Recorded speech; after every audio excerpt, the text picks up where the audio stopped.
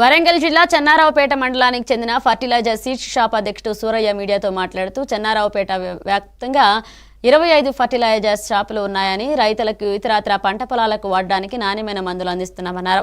Expiry date దాటిపోయిన పురుగుల మందులను తిరిగి కంపెనీకి పంపించడం జరుగుతుందని తెలిపారు.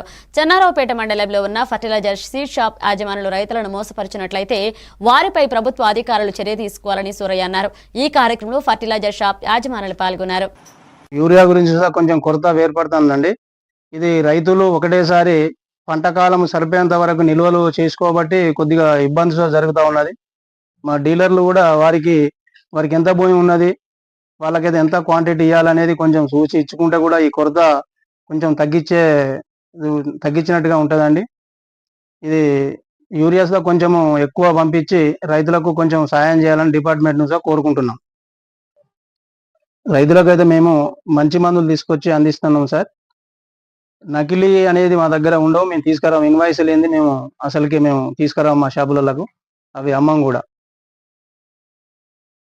నా పేరు లింగాల సూరయ్య, చెన్నారావుపేట పట్లేరు పెస్టిసైడ్స్ అసోసియేషన్ అధ్యక్షుడిని.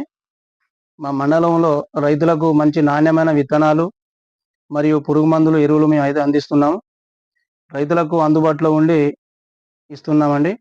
మా మండలంలో మంచి నాణ్యమైన విత్తనాలు అందించుకుంటూ వాళ్ళకు అందుబాటులో ఉంటున్నాం. మేము కొద్ది రోజుల క్రితం నుంచి అగ్రికల్చర్ డిపార్ట్మెంట్ కానీ, పోలీస్ డిపార్ట్మెంట్ కానీ కొంచెం మా మండలంలో రైడింగ్ చేస్తూ ఉన్నారు. కాకుంటే వాళ్ళ డ్యూటీ వాళ్ళు చేయాలి, వాళ్ళ డ్యూటీ వాళ్ళు చేయాల్సిందే. ఎందుకంటే ఏం జరుగుతుందో తెలుసుకోవడానికి వాళ్ళ డ్యూటీ వాళ్ళు చేయాల్సిందే. అది మా దగ్గర ఏమైనా ఎక్స్పైరీ మందులు ఉన్నా కానీ మేము వాటిని ఒక నెల ముందు నుంచే కంపెనీకి రిటర్న్ పంపుతా ఉన్నాం.